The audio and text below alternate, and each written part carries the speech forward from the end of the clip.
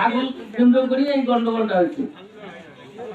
এখন এখানে তো গুচ্ছগ্রাম যেখানে ঘনবসতি বিভিন্ন ভাবে বিভিন্ন মানুষের সঙ্গে মতানৈক্য সৃষ্টি হতে পারে।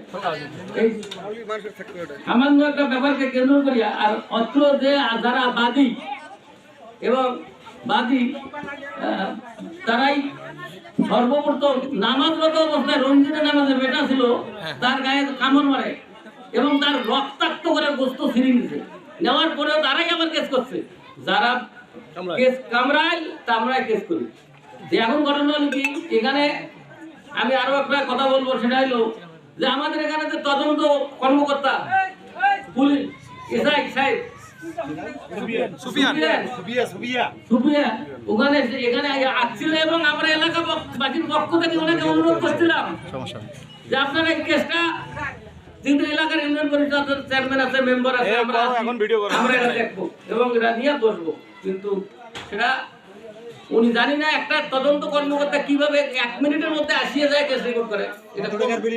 এটা কোন দেশ, কেন আমি বলবো? আর এখানে কিন্তু ইউনিয়ন পরিষদের মেম্বার এখানে উপস্থিত আছে, তাকে আসামি করছে, ব্যাপারটা একটু চিন্তা ভাবনা করা উচিত।